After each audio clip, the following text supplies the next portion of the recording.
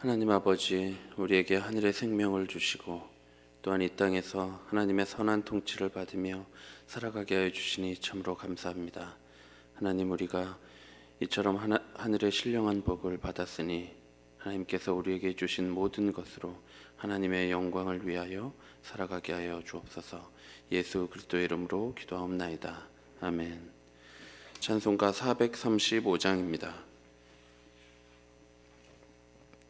찬송가 435장입니다.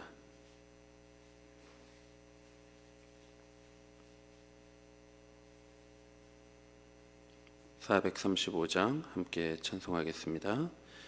나의 영원하신 기업 생명보다 귀하다. 나의 갈 길 다가도록 나와 동행하소서. 주께로 가까이 주께로 가오니 나의 갈 길 다가도록 나와 동행하소서. 세상 부귀 안일함과 모든 명예 버리고 험한 길을 가는 동안 나와 동행하소서. 주께로 가까이 주께로 가오니 나의 갈 길 다가도록 나와 동행하소서. 어두운 골짝 지나가며 험한 바다 건너서 정국문에 이르도록 나와 동행하소서. 주께로 가까이 주께로 가오니 나의 갈 길 다가도록 나와 동행하소서.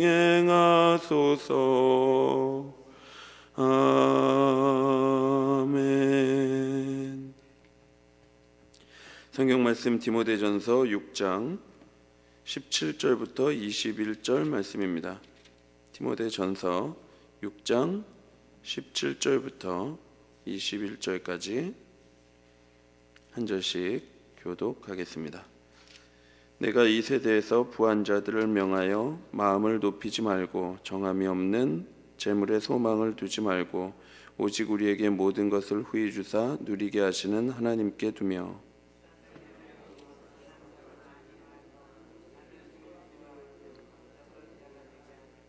이것이 장래에 자기를 위하여 좋은 터를 쌓아 참된 생명을 취하는 것이니라.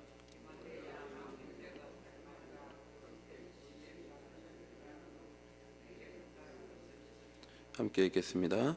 이것을 따르는 사람들이 있어 믿음에서 벗어났느니라. 은혜가 너희와 함께 있을지어다. 아멘. 디모데는 믿음의 선한 싸움을 싸우라고 말하면서 이 세대의 부한 자들에게 권면을 하고 디모데에게 바울은 믿음의 선한 싸움을 싸우라고 말하면서 이 세대의 부한 자들에게 권면을 하고 디모데에게 끝인사를 하면서 이 서신을 마무리하고 있습니다. 디모데전서에서 바울의 일관적인 관심사는 성도들이 믿음에서 떠나는 문제입니다. 후메네오와 알렉산더와 같은 사람들은 믿음에 관하여 파선한 대표적인 인물로 제시되고 있죠. 그래서 바울은 바른 교훈을 잘 지켜서 믿음의 선한 싸움을 싸우라고 말하는 것입니다. 우리의 믿음을 공격하는 많은 것들이 있지만 그 중에 돈을 사랑하는 것은 우리에게 큰 유혹이 됩니다. 그래서 9절에서 10절에 부하려 하는 자들은 시험과 올무와 여러 가지 어리석고 해로운 욕심에 떨어진다고 말하고, 또 돈을 사랑함이 일만하게 뿌리가 된다고 말하는 것입니다. 그렇습니다. 돈이 우리 삶의 왕이 된다면 어느새 하나님은 그 왕자에서 내려오셔야 합니다. 우리는 돈과 하나님을 둘 다 섬기는 것을 좋아합니다. 돈을 많이 벌어 하나님을 더 잘 섬기겠다고 말을 하든지, 하나님을 섬기기 위해서는 돈이 필요하다든지, 세상적으로 성공한 성도가 되는 게 제일 좋은 거라든지 어떻게 해서든지 하나님과 돈을 같은 범위에 두고 둘 다 숭배하며 살아가고 싶어합니다. 한쪽 발은 하나님 쪽에, 또 다른 쪽 발은 돈에 두고 살아가고자 하는 것이죠. 그러니 우리의 삶은 여전히 뒤뚱뒤뚱 균형을 잡지 못할 때가 많습니다. 여러 가지 말로 하나님과 돈을 둘 다 놓지 않으려고 하지만 한 사람이 두 주인을 섬길 수는 없습니다. 둘 중에 하나를 사랑한다면 다른 하나는 미워해도 상관없어야 합니다. 둘 중에 하나를 정말 중요하게 생각한다면 다른 하나는 경히 여겨도 상관없는 것이죠. 우리가 아무리 좋은 말을 붙여서 하나님과 돈 둘을 같은 위치에 놓고 싶어 하더라도 성경은 분명히 우리에게 말씀하고 있습니다. 하나님과 재물을 겸하여 섬기지 못하느니라. 하나님과 재물은 겸하여 섬길 수 없습니다. 그렇다면 이 문제는 둘 중 하나를 선택해야 하는 문제입니다. 재물을 선택하면 아무리 좋은 말을 갖다 붙여도 하나님은 포기해야 합니다. 그리고 하나님을 선택한다면 돈은 포기해야 하는 겁니다. 성공은 아무래도 괜찮아져야 하는 것이죠. 그런데 오늘 본문은 돈을 사랑하여 부하려 하는 자들에게 말하고 있는 것이 아니라 이미 부한 자들에게 명령하고 있습니다. 우리는 많은 설교를 통해 돈을 목적으로 살아가는 것은 우상 숭배이기 때문에 오직 하나님만 주인 삼고 살아야 한다는 것을 잘 알고 있습니다. 그런데 부한 자들이 가진 돈을 어떻게 사용해야 하는지에 대해서는 모르는 경우가 많습니다. 오늘 본문은 부한 자들이 그 재물을 어떻게 사용하며 신앙적으로 살아갈 수 있는지 가르쳐주고 있습니다. 이 본문을 대하면서 한 가지 미리 알아둘 점은 부 자체는 아무런 문제가 되지 않는다는 것입니다. 본문에 이미 부한 자들을 전제하고 있죠. 이렇게 전제하고 있다는 것은 재물을 많이 가지고 있는 것 자체가 문제가 되지 않는다는 것을 의미합니다.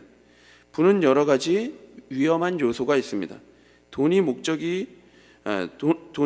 그 자체가 되어 사랑의 대상이 될 수 있다는 것이 가장 큰 위험 요소일 것이며, 그래서 부를 축적하기 위해서 잘못된 방식으로 착취할 수도 있고, 또 그 축적한 부를 쾌락을 위해 잘못 사용할 수도 있습니다. 따라서 부 자체가 전혀 문제가 되는 것은 아니지만 악한 인간이 그 재물을 잘못 사용할 위험 요소는 분명히 있는 것입니다. 그러나 반대로 재물은 좋은 도구로도 사용될 수 있습니다. 그러니 문제는 부 그 자체가 아니라 그것을 사용하는 사람입니다. 오늘은 부한 자들에 대한 권면을 통해 우리가 재산을 바르게 사용할 수 있는 몇 가지 실천 방법을 배울 수 있습니다. 그 첫째로 재물의 주인이 누구인가를 반드시 알아야 합니다. 17절입니다. 내가 이 세대에서 부한 자들을 명하여 마음을 높이지 말고 정함이 없는 재물에 소망을 두지 말고 오직 우리에게 모든 것을 후히 주사 누리게 하시는 하나님께 두며, 우리에게 후히 주사 누리게 하시는 분은 하나님입니다. 우리가 재물을 대하면서 주의해야 할 첫 번째 마음은 우리 자신이 높아지는 것입니다. 부한 자들은 마음이 높아질 수 있습니다. 왜냐하면 부한 자들은 사회적으로 어느 정도 특권을 누릴 수 있는 위치에 있기 때문에 많은 사람들이 대접을 해줍니다. 그렇게 한두 번 대접을 받다 보면 그 마음이 높아질 수 있습니다. 내가 수고해서 내가 모은 재물이기 때문에 내가 대단해서 이런 대접을 받는다고 생각하여 교만해질 수 있는 것입니다. 그러다 보면 어떻습니까? 점점 재물에 소망을 두고 살아가게 되는 것입니다. 이 재물이 나를 섬김받게 해주고 높여주고 특권을 누리게 해준다는 생각이 들면서 이 재물에 소망을 두고 살아가는 것이죠. 그러나 성경은 그렇게 말하고 있지 않습니다. 모든 것을 후히 주시는 분은 하나님이라고 말씀합니다. 우리는 내 능력이 대단해서, 내 수완이 대단해서, 그리고 내 지식이 대단해서 이렇게 돈을 벌어 누리고 살아간다고 생각해서 마음을 높이고 재물에 소망을 두고 살아가지만 그렇지 않습니다. 사실은 그 능력과 지식과 수완을 주신 분도 하나님이시죠. 하나님께서 우리를 긍휼히 여기셔서 모든 것을 후히 주시고 누리게 하시는 것입니다.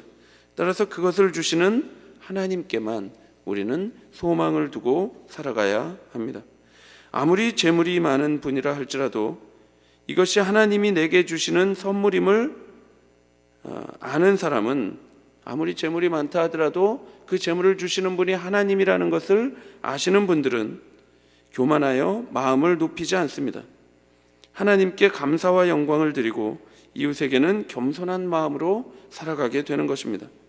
그리고 이 모든 복의 근원이 하나님께로부터 왔음을 알고 하나님께만 소망을 두고 겸손하게 살아가는 것이죠. 둘째로, 재물은 얼마든지 선하게 사용될 수 있다는 것을 기억해야 합니다. 재물에 대한 성경적 가치관을 세울 때 꼭 기억해야 할 것은 무엇이 목적이 되고 또 무엇이 도구가 될 것인가 하는 것입니다. 사람의 제일 되는 목적은 하나님을 영화롭게 하는 것과 영원토록 그를 즐거워하는 것입니다. 말하자면 성도의 삶의 목적은 하나님의 영광이 되어야 합니다. 그리고 이 땅의 모든 것, 즉 인간을 포함한 모든 물질은 그 하나님의 영광이라는 목적을 위하여 도구로 사용되어야 합니다.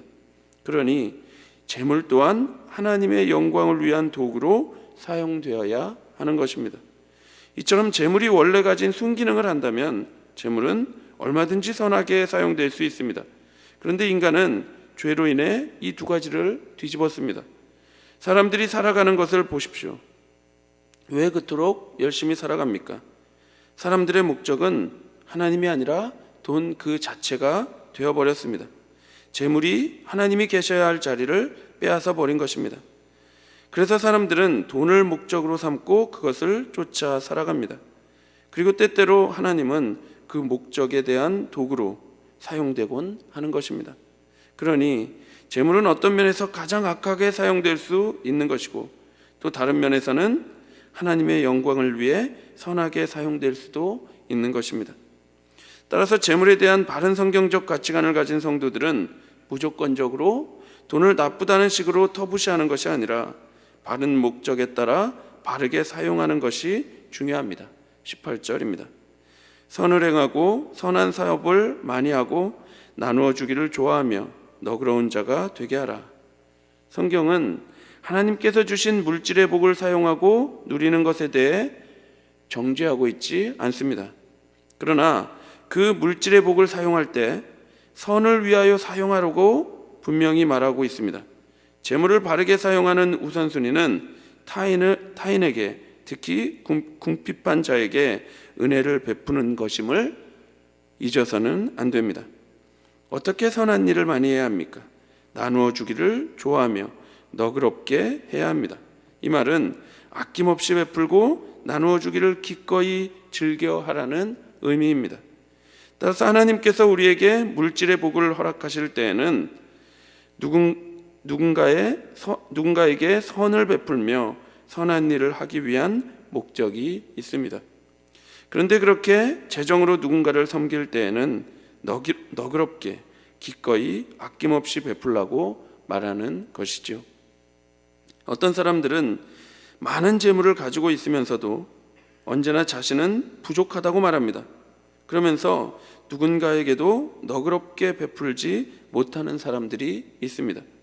그런데 어떤 분들은 우리 눈에 보기에 그렇게 풍족하지 않은 것 같은데도 자신은 너무나 많은 복을 받으셨다고 말을 하면서 이 사람 저 사람에게 너그럽게 베풀기를 즐겨 하시는 분들이 있죠.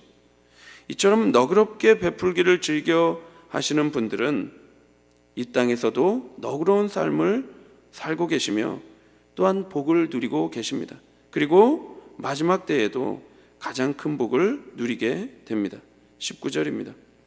이것이 장래에 자기를 위하여 좋은 터를 쌓아 참된 생명을 취하는 것이니라. 많은 사람들은 이 땅에서의 짧은 노후를 준비하기 위해 열심히 재물을 모으며 살아갑니다. 그러나 모든 사람은 이 땅에서 천년만년 살 수 없습니다. 참된 지혜를 가진 사람들은 영원한 세계를 위하여 준비합니다.